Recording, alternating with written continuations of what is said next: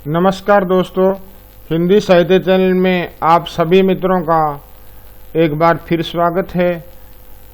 हिंदी मित्रों, आज हम आपके लिए एक ऐसा चैप्टर लेके आए हैं, एक ऐसा विषय लेकर आए हैं जिससे सभी अभ्यर्थी या अध्ययन करने वाले स्टूडेंट सभी भ्रमित रहते हैं।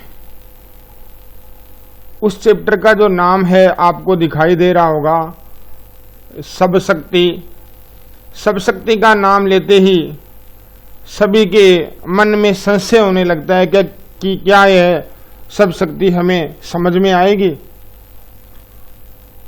तो सब शक्ति का काफी मनन करने के बाद मैंने यह पाया कि हिंदी व्याकरण में या हिंदी काव्य के संदर्भ में सबसे आसान शब्द शक्ति है।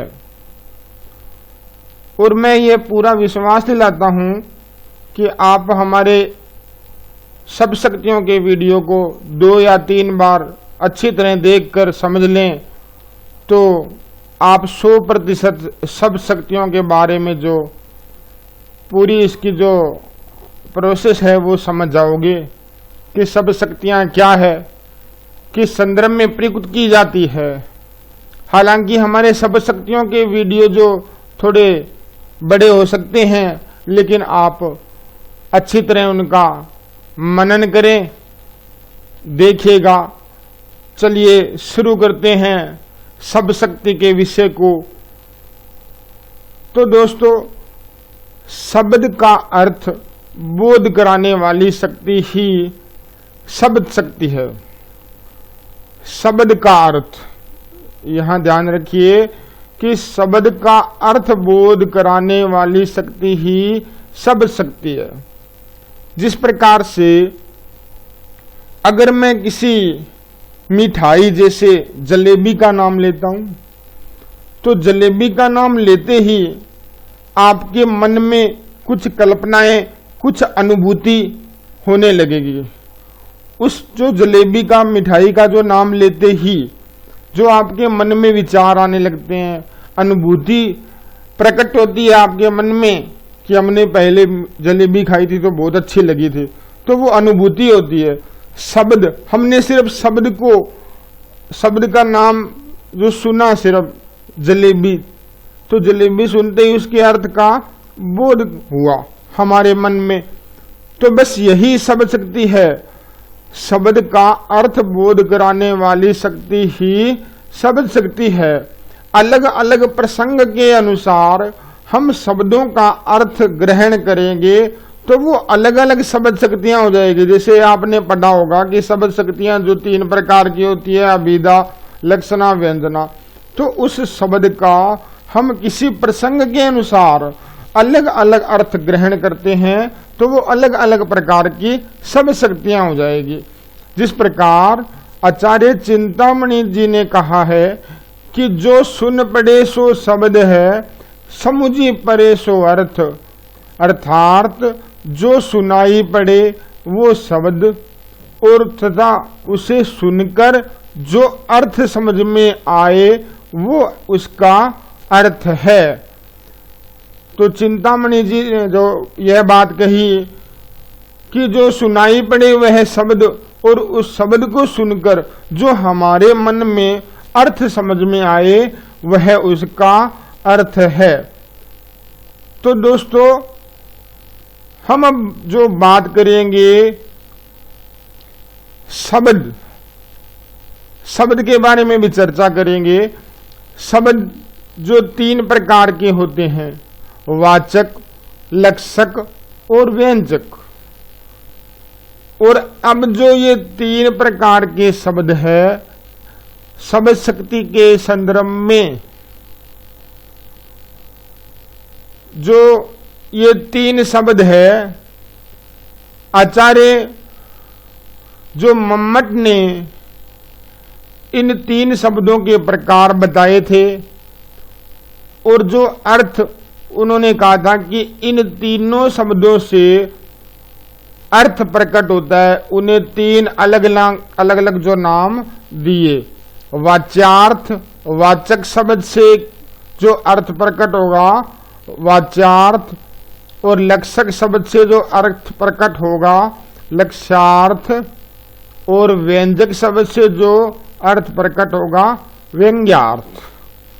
तो तीन शब्द जिसकी हमने बात की, वाचक, लक्षक और व्यंजक। अब इनमें से जो अर्थ निकलते हैं वाच्यार्थ, लक्ष्यार्थ, व्यंग्यार्थ। अब शब्द शक्ति के बारे में कुछ और जानते हैं। शब्द और अर्थ, शब्द और अर्थ, शब्द और अर्थ में जिस माध्यम से उसके अर्थ का बोध होता है शब्द शक्ति कहलाती है। शब्द शक्ति को व्यापार भी कह सकते हैं। जो शब्द शक्ति है अर्थात व्यापार है, तीन प्रकार से हो सकता है, अभिधा, लक्षणा, व्यंजना। तीन प्रकार की शब्द शक्ति है। अब आपको यह जानना होगा कि जो शक्ति शब्द का प्रयोग शब्द और अर्थ के जो बीच में संबंध है उसको प्रकट करने वाले शब्दों के अर्थ को शब्द शक्ति कहते हैं। तो शब्द शक्ति, शक्ति शब्द का प्रयोग किसने किया था?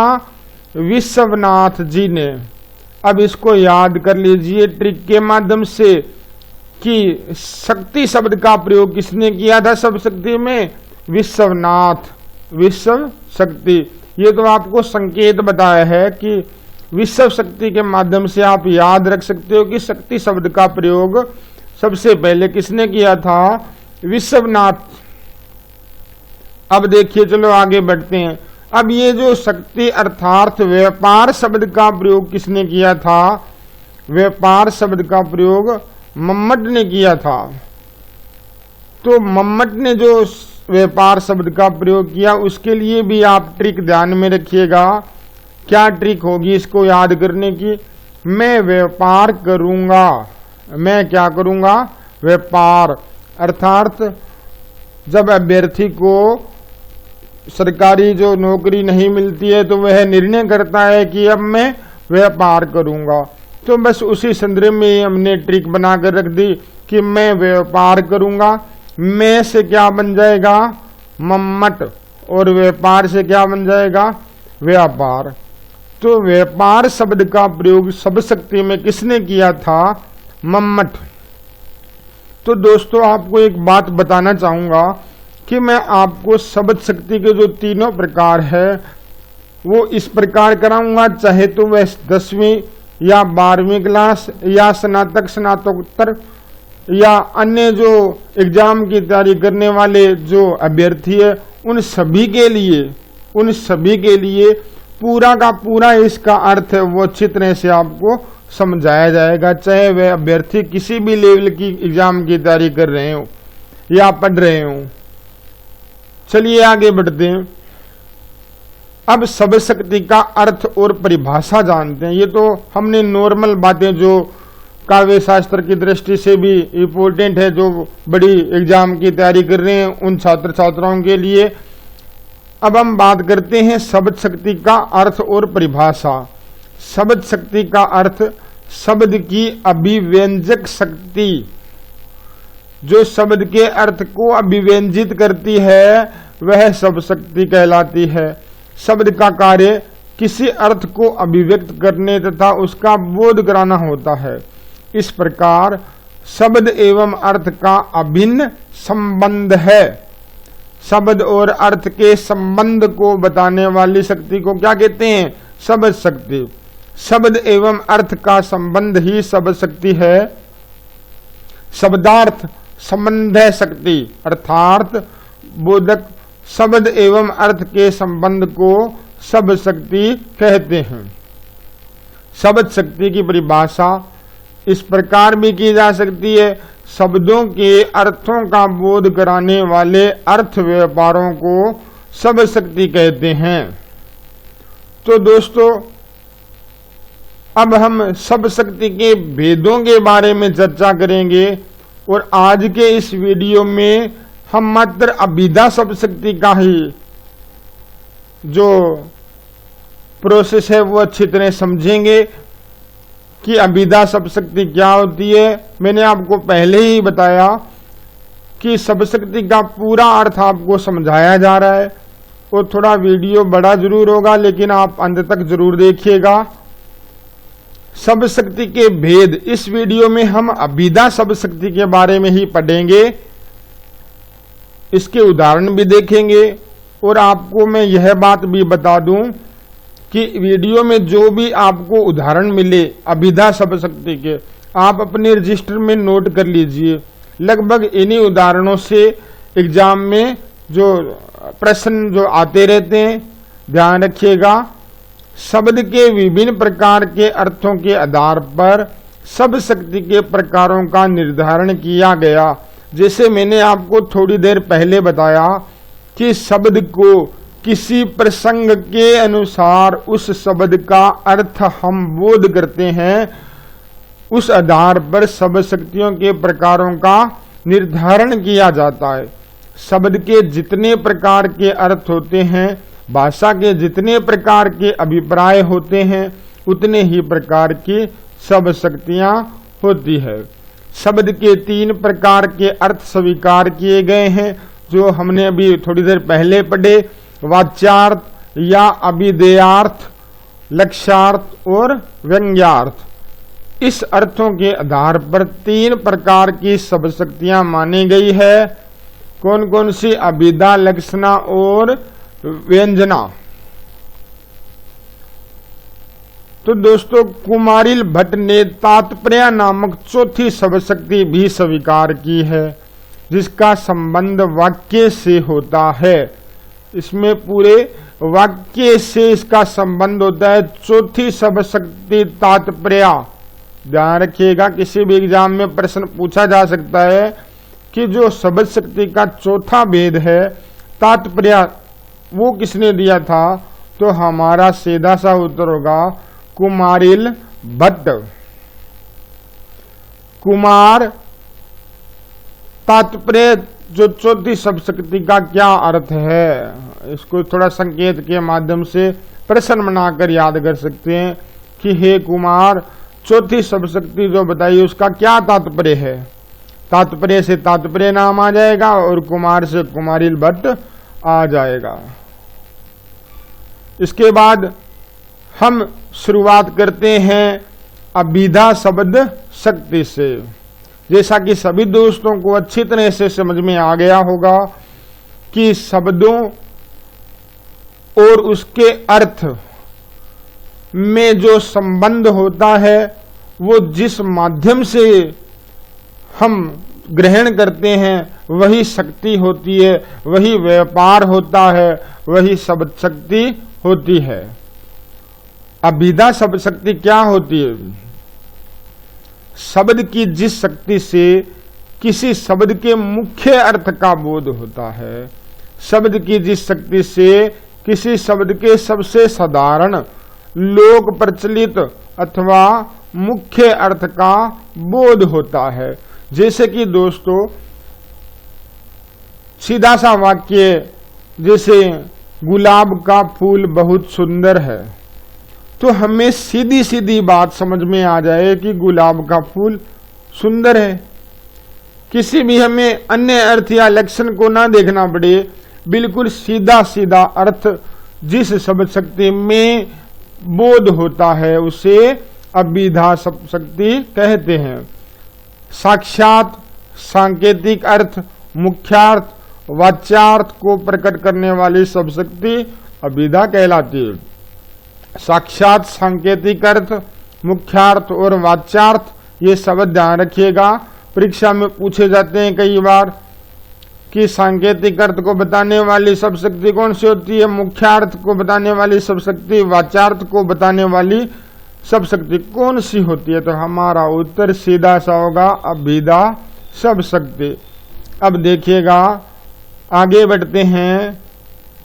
पंडित रामदहीन मिश्र ने साक्षात सांकेतिक अर्थ को अभिधा कहा है।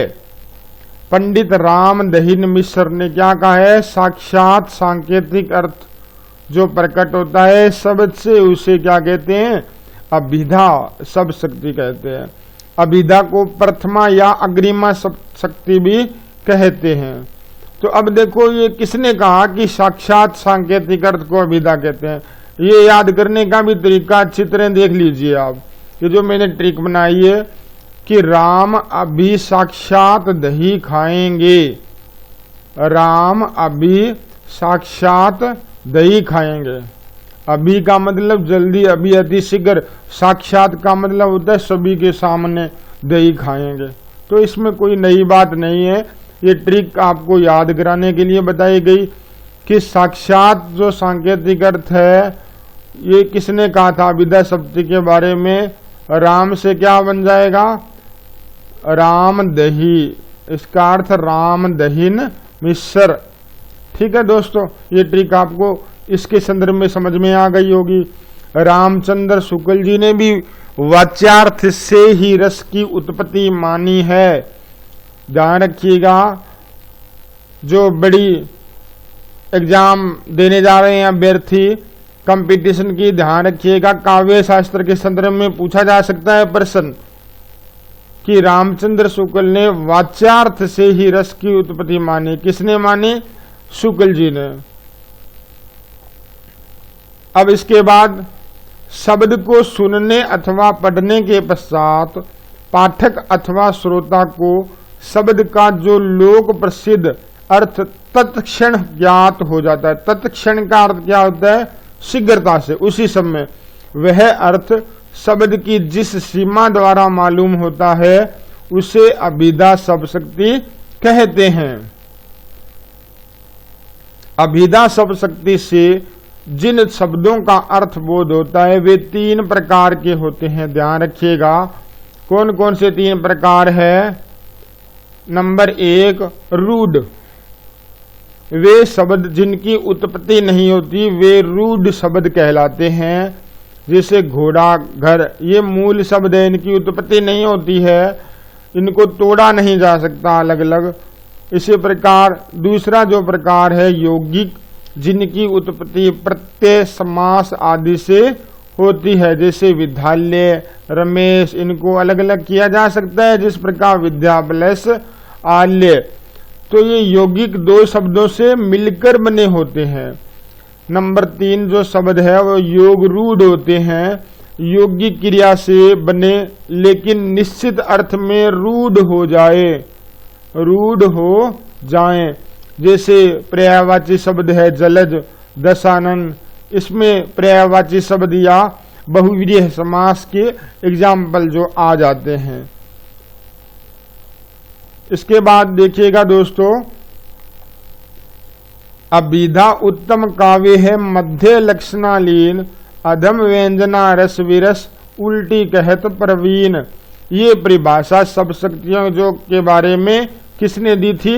देव ने। ध्यान रखिएगा, किसी एग्जाम में पूछा जा सकता है कि अभिधा उत्तम काव्य है मध्य लक्षणालीन, अधम व्यंजना रस विरस, उल्टी कहत प्रवीण। परिभाषा किसकी है? जो ये किसने कहा सब शक्ति के बारे में? देव ने। शब्द एवं अर्थ के परस्पर संबंध को अभिधा कहते हैं। शब्द एवं अर्थ के परस्पर संबंध को अभिधा कहते हैं। किसने कहा? जगन्नाथ जी ने। इसके बाद अनेकार्थ हूं शब्द में एक अर्थ की व्यक्ति, ते ही वाच्यार्थ को कहें सज्जन अभिधा सकते। ये किसने कहा था? भिखारी दास जी ने।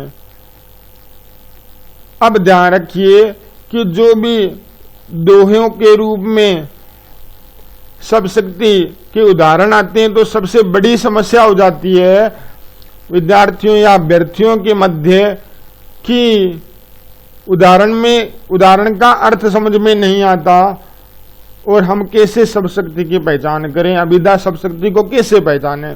तो थोड़ा ध्यान रखिएगा, अलंकार का ज्ञान आपको थोड़ा होना जरूरी है। अगर थोड़ा अलंकार का ज्ञान आपको होगा तो आप ज्यादातर जो प्रश्न इससे संबंधित है वो सही कर पाओगे। जैसे उदाहरण देखिए आप, वह किसी पद में, अगर किसी पद में यमक अलंकार की प्राप्ति होती है, एक तो ये ध्यान रखिए, यमक अलंकार की प्राप्ति होती है। यमक का अर्थ क्या होता है? जुड़वा। जैसे दो एक जैसे शब्दों और दोनों का अलग अलग अर्थ हो तो वहां पे यमक अलंकार होता है। तो यहाँ पर प्राय अभिधा शब्दशक्ति होती है। जैसे इसके उदाहरण आपको अभी बता रहे हैं,